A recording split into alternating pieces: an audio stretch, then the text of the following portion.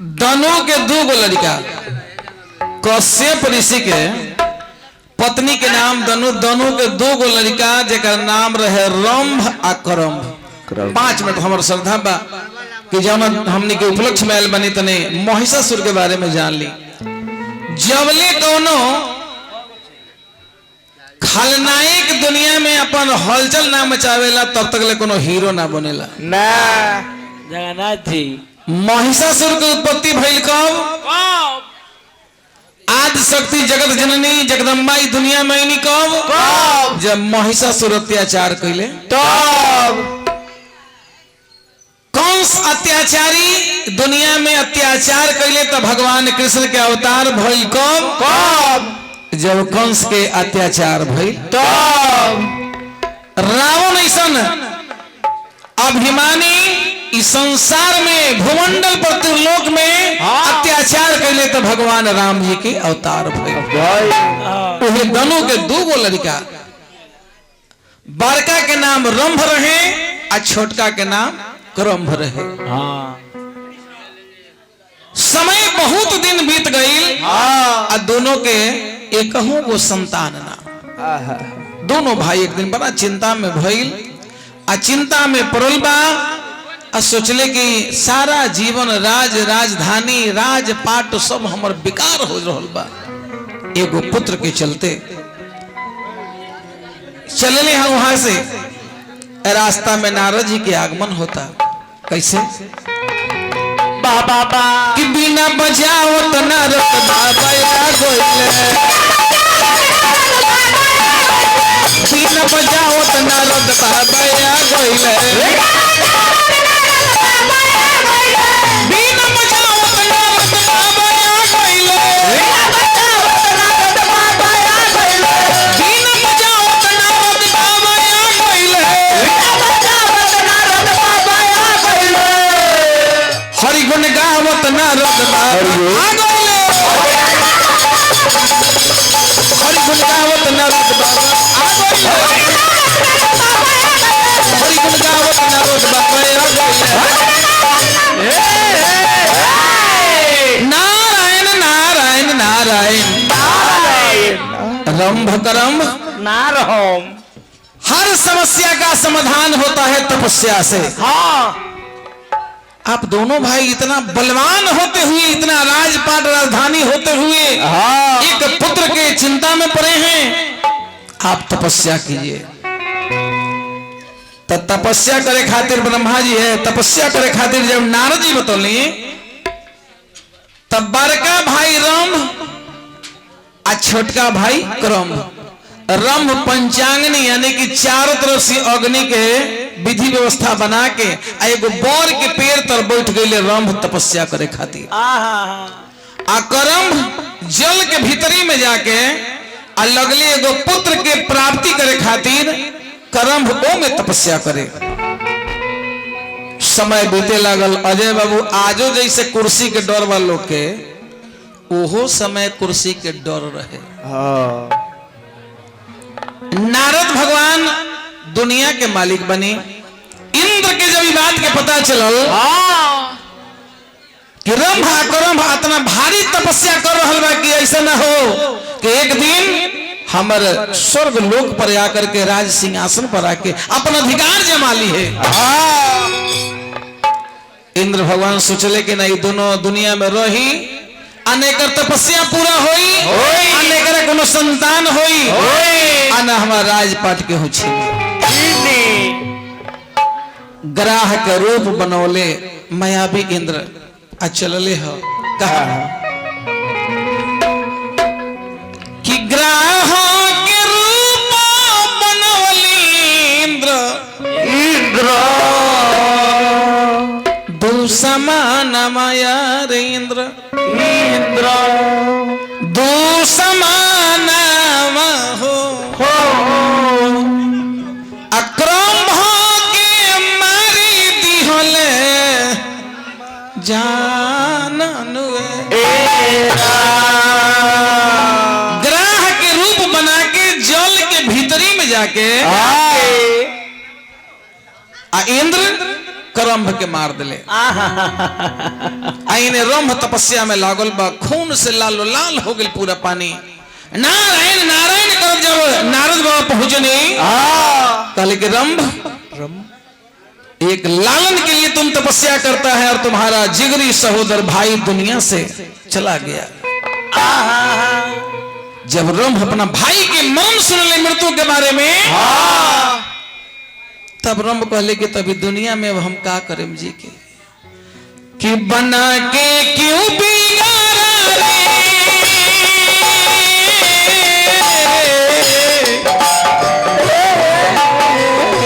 दानव होते हुए भी अपने भाई के लिए भाई की चिंता, क्योंकि दुनिया में सहोदर भाई, सहोदर बहन और माँ दोबारा मिलने का चीज नहीं है। बना के क्यों बिगाड़ा रे, बिगाड़ा रे नसीबा, ऊपर वाले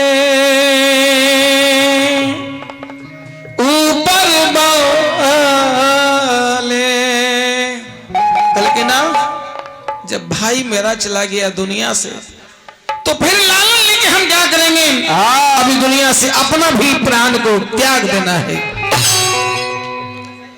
उहे पंचाग्नि सेवन जहां चारों तरफ से अग्नि जोड़ के आरंभ करत रहे, अपना माथवा के चोटी पकड़ के केस पकड़ के म्यान से तलवार खींच के जैसे ही चहले कि अपन गर्दन काट के आहुति चढ़ा दी अग्निदेव के, अग्निदेव प्रसन्न हो गई।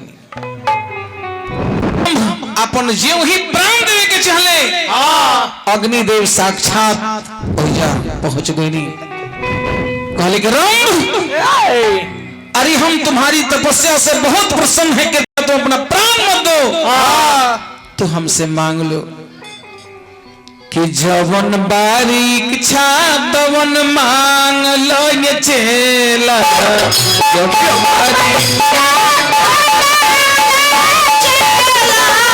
जवन बारीक छा तवन मांग लो ये चेला,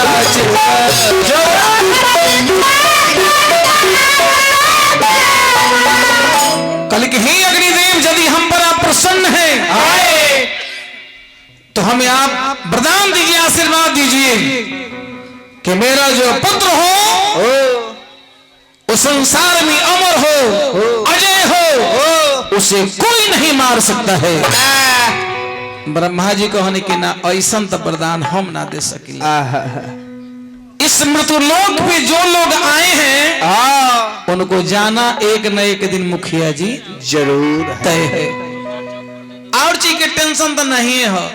मान के चले कि वो जन्म ले ली है, बिया हो कि ना एक और गारंटी ना हो, नौकरी लागी कि ना कर गारंटी ना हो, बाल बच्चा हो कि ना कर गारंटी ना हो। एक चीज के गारंटी बा, जो दुनिया में आए हैं उनको एक दिन जाना तय है। अग्निदेव कहले कि हे रंभ, आप अपने पुत्र के वरदान हमसे मांग लीजिए, लेकिन ये मत मांगिए कि अभय वरदान दीजिए कि संसार में उसको कोई नहीं मारे। तो ठीक है, आप हमें वरदान दीजिए, दानव से, मानव से, नर से कोई भी मेरे पुत्र को नहीं मार सकता है। अगर मार भी कोई सकता है तो सिर्फ एक अबला नारी, ये मुझे वरदान दीजिए। कहले कि ठीक है, जो जब हम सोचत रहे तो मांगिए ले तू। वो अभिमानी ये से मंगले कि हमरा पुत्र ऐसा हुआ देही कि संसार में दानव मानव कोई ना मारे ना। अगर मारे भी तो कोनो अबला नारी तो कहले कि जब बेटा हमरा इतना बलवान हुई तो औरत को कैसे मारी। और रंभ को इतना वरदान दे करके और अग्निदेव वहां से लुप्त हो गए। जब चले लगले अग्निदेव तो रंभ कहले कि हाँ रे लुप्त मत हो, रुकी रुकी, अरे हमरा के वरदान तो दे देनी कि पुत्र हो, लेकिन पुत्र होई कैसे? कैसे? अभी ले हमर शादी न भइल तो पुत्र कैसे होई? अभी हमर शादी भइए न कल तो पुत्र कैसे वरदान देकर जा रहा तो ओहे जगह वरदान देनी कि चिंता मत करो चेला, हम तुम्हें वरदान देते हैं, यहाँ से निकलेगा जिस पर तुम्हारा नजर पहला पड़ जाए। जेकरा ऊपर तुम्हारा नजर पहला पड़ जाए वही तुम्हारी हर दुख में सुख में पत्नी का रूप बन के और वही तुम्हारे लिए जिंदगी के सार्थक औरत बनेगी। राम सोचले कि वरदान तो बढ़िया बा, लेकिन जैसे चलला के बाद अब के मिली केकरा पर नजर पड़ी इहे बड़ा एगो अजूबा बात है। फिर भी रंभ बलवान ओइजा से चल दिले। अब आवत तनका सा दोनों आदमी तनी सा भाव एगो लागल बा।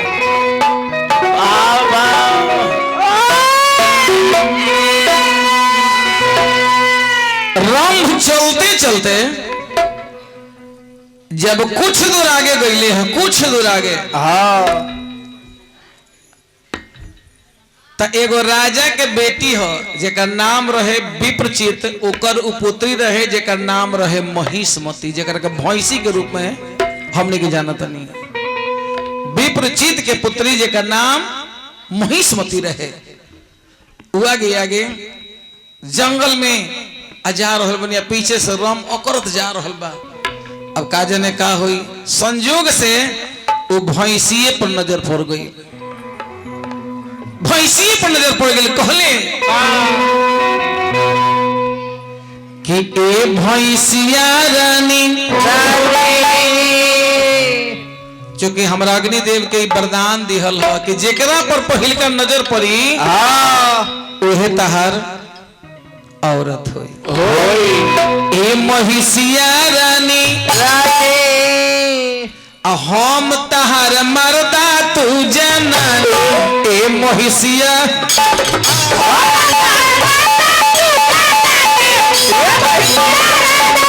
हम तहु मर्दा तू जनानी। महिषिया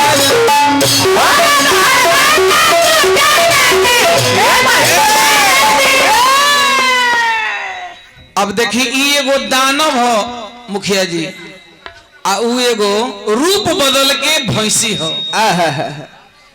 तो हर जाति में ये बात हो, उ जाति के साथ अगर दोसर जाति को कुछ करेला तो उ जाति में दिक्कत हो जाला।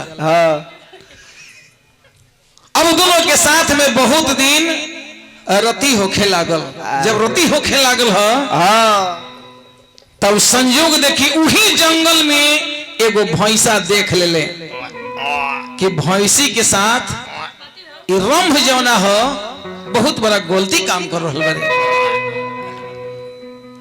लेकिन बड़ी सुंदर बात बा, रंभ जौन हो देखले कि भैंसी के उ भैंसा ओकर जाति लगत रहल बा, हम ओकरा के अपना अर्धांगिनी बना लेली है। तो पति के फर्ज हो अपन औरत के रक्षा करे। सुदामा जी एक बाद हो औरत के बचावल एगो पति के फर्ज बा। तो अपन महिषी खातिर रंभ उ भैंसा से युद्ध करे गईले। रंभ भैंसा से युद्ध करे गईले। भैंसा एकरा के कहले कि आज तू आ गई हो फेरा में, आ हमर जाति के साथ बहुत बड़ा तू गलती कइले बा।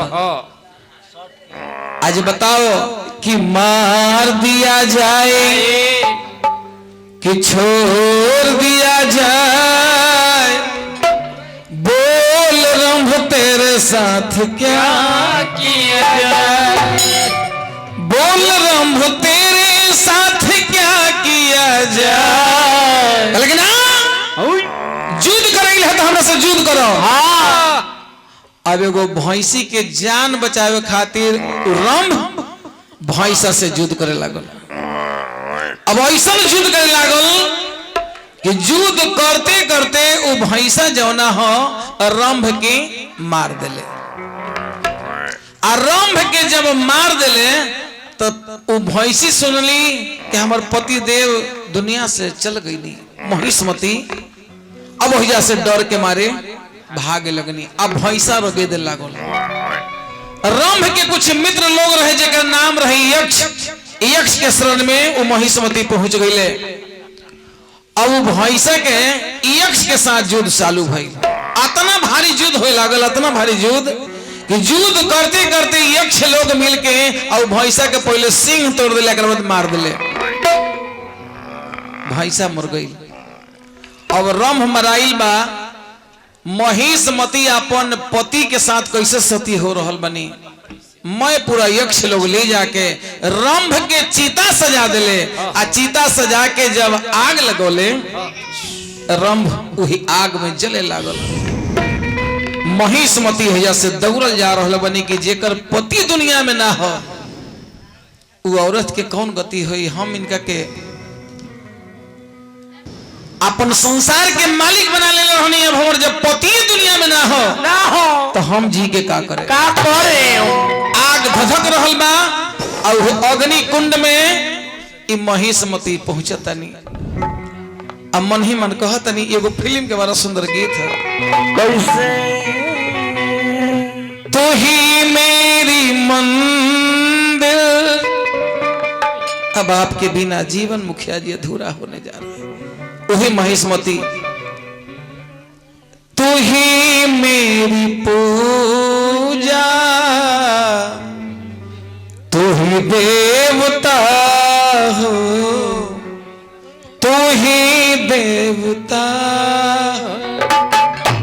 बताई एगो पति या पत्नी के रिश्ता कितना सुंदर कलाकार सजौले है। एगो एहो घड़ी के पति पत्नी है, सब तना एक आध गो औरत मुखिया जी कहली ऐसा मेला आइल हो 500 वाला लिपस्टिक ना आई तो तू ही रही तो हम ना रहे, गंगा जी में कट जब। मेहरारू भी 2-3 प्रकार के चाची है, 2-3 प्रकार के। तनी बात सुने, एगो है औरत, एगो है स्त्री, एगो है मेहरारा। मेहरारू ना मेहरारा। औरत के मतलब कि पति के हर दुख सुख में साथ निभाती है। स्त्री के मतलब है कि समय के हिसाब से अपन पति परिवार के जो सजा कर चले ओकरे नाम स्त्री है। जो अपने पति को पतित होने से बचा ले, जो अपने पति को पतित होने से बचा ले वही पतिव्रता नारी है। नारी अगर बात में दम है तो एक बार ताली बजाइए जरूर। हो जाए ताली है। तो औरत के मतलब वो है कि चाहे कि पति पियकर है तो के मोर के कैसू समझा बुझा के और जगह से हटा ले। एक आदमी औरत है आई ना रे जी, सांझ में आई ना हम बढ़िया चिकना बना कर रख हम दोपहर के दिन पूरे से रहुआ बारे में ना कहनी है। और रहुआ के तो उल्टी होला देख के हमरा मालूम बा। बोतल देखे रंभ अग्नि में जल रहल बारे। अब महिषमती ओहिजा पहुंच गई, नहीं कहले कि अपना पति के साथ सती हो जाए कि तू ही मेरी मंदिर, तू ही मेरी पूजा, तू ही देवता हो, तू ही देवता हो।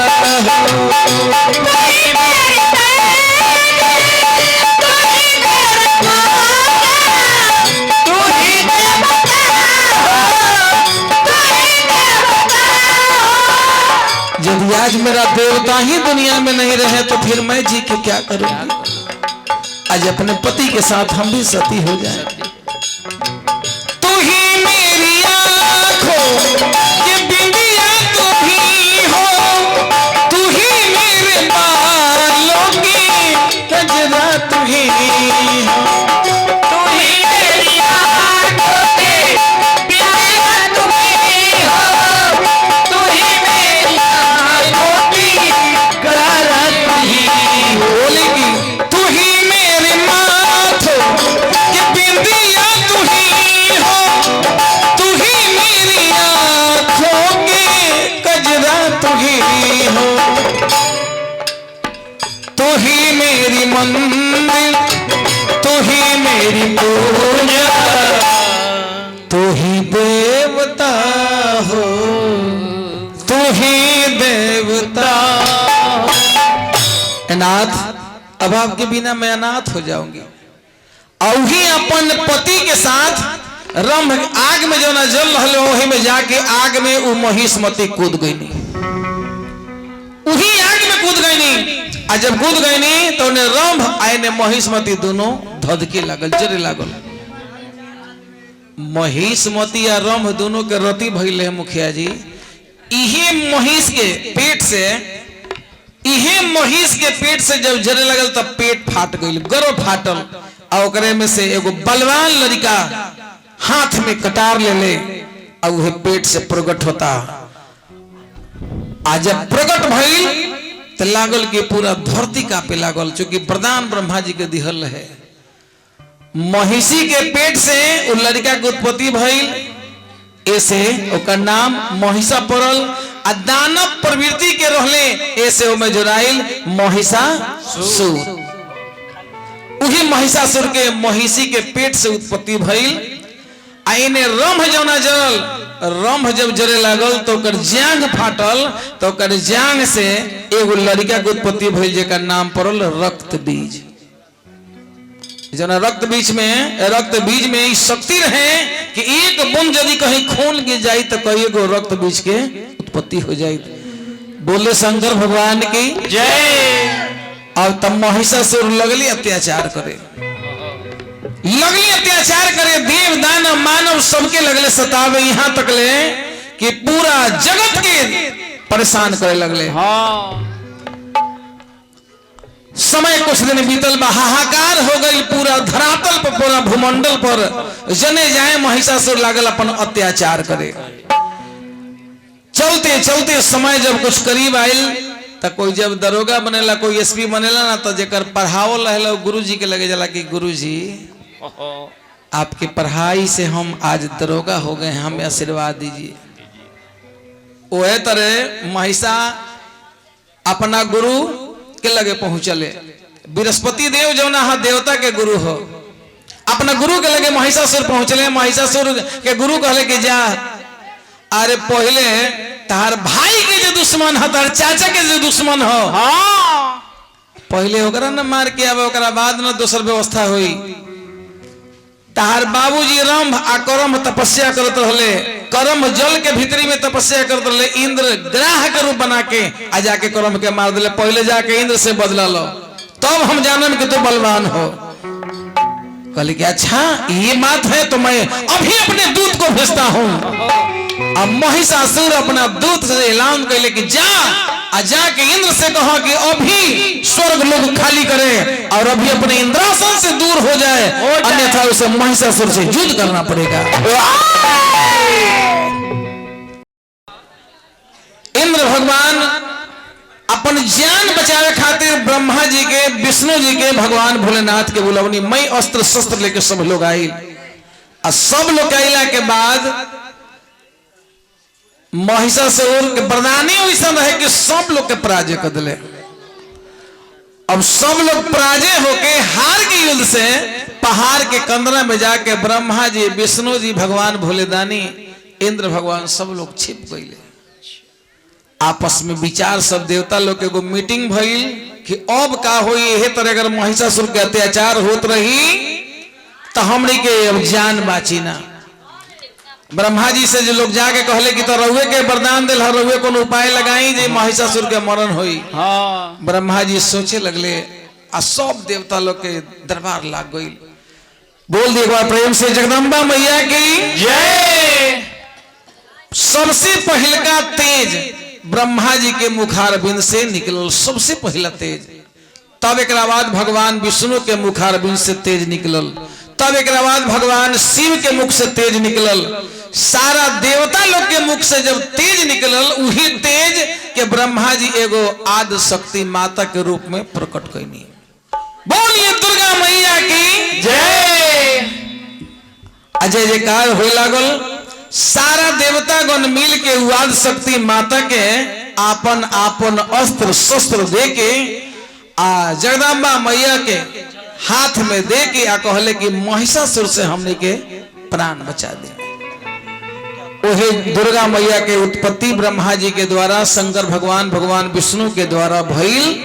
आ जगत जननी जगदम्बा दुनिया में आके महिषासुर से युद्ध करनी। जब महिषासुर मरे लागल, कहले कि माता एगो काम करी बस, अब तो हम दुनिया से जाए, लेकिन आज से लोग ये महिषासुर के नाम भुला जाई और सब दिन लोग हे दृष्टि से देखी ऐसे माता हम प्राण छोड़े तब रघुए एगो वरदान हमरा के दे दी तका तो वरदान यह दे दी कि जब तक ले चांद सूरज रही दुनिया में आ जब तक रघुआ के पूजा हुई रघुआ के साथे हमरो पूजा होगी चाहिए।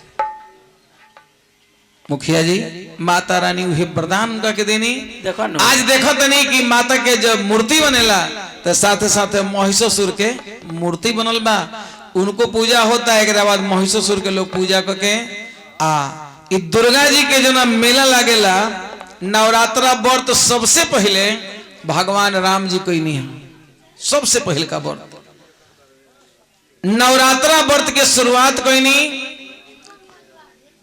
9 दिन तक व्रत में अपन भाई लक्ष्मण के लंका भेजनी हाल लंका से बुलावल केकरा रावण के बताई जेकरा से दुश्मनी बा कारण नवरात्रा व्रत करे के कार्य है कि राम जी और रावण में रोज युद्ध हुए लेकिन राम जी के हाथ से रावण मराए नहीं। तो विभीषण जी से राम जी पूछने की कौन कारण बा कि इतना हम वार करतनी और रावण मरात नहीं खे। तो विभीषण जी कहले कि ना मराइयो कारण तो आदि शक्ति जगत जननी जगदम्बा मैया अभी रावण के दल में है। जब तक ले वो शक्ति रावण के दल से रहुआ के दल में नहीं है तब तक ले रावण के मृत्यु ना हुई। तो है रावण जब अले है 9 दिन के नवरात्रा व्रत भगवान राम जब शुरू कैले कहले कि अपन सीता के बुलाई कहे कि पूजा रहुआ के अधूरा हो जाए जबले जगत जननी जानकी जी रहुआ साथे ना बैठिए तो रहुआ के पूजा शुद्ध ना हुई। राम जी कहने कि हमार सीता के तरह हर के लिए गई हम कहाँ से सीता के बुलाई। रावण विद्वान रहले कहले कि हरि जी उस जगदम्बा के हरे के ताकत केकरा लगे बा हम उनकर छाया हर के ले गई है असली सीता वही धरती में बार बुलाई तो भगवान राम अपन ही सीते जब करे लगले सीता धरती फाड़ के आय अपन भगवान राम जी के साथ आके नवरात्रा व्रत में बैठ गई नहीं 9 दिन तक पूजा भइल 108 गो कहीं लिखल बा 108 गो आ कहीं लिखल बा 109 गो फूल माता जगदम्बा के चढ़ावे के रहे भगवान राम जी के उनमें से माई एगो फूल अपना तरफ ले ली बच गई 108 गो फूल। रावण कहले कि हे जगह रहुआ के पूजा खराब हो जाए ई पूजा 100 पूजा से लग पूजा भाई पूजा में तनको इचको कमी होई तो जगदम्बा माई नाराज हो जाई है। तो कोनो फोटो पिक्चर में लोग देखले हैं भगवान राम अपन तरकस से बाण निकाल के आ कहनी के फूल में आंख में कोनो अंतर ना हो बस अपन आंखे पर वहां के बाण साथ दिली कि यही आंख चढ़ा दें देवी माई के चलते। उहे समय साक्षात दुर्गा मैया प्रकट हो गई नवमी तिथि के दिन अब प्रकट हो गए एक बाद 10वां दिन भगवान राम जी चढ़ाई कैले आ राम में आ रावण में युद्ध होने लागल। विभीषण जी बतौनी कि उनका नाभि कुंड में प्राण हो मारो अभी यही समय रावण के मृत्यु हो जाए। वह 10वां दिन रावण के मृत्यु भइल जौन आज हमनी के दशहरा मना के आ रावण के पुतला जलावो तनी बोल दे शंकर भगवान की जय। चलिए अभी है जगह संक्षिप्त कहानी रहुआ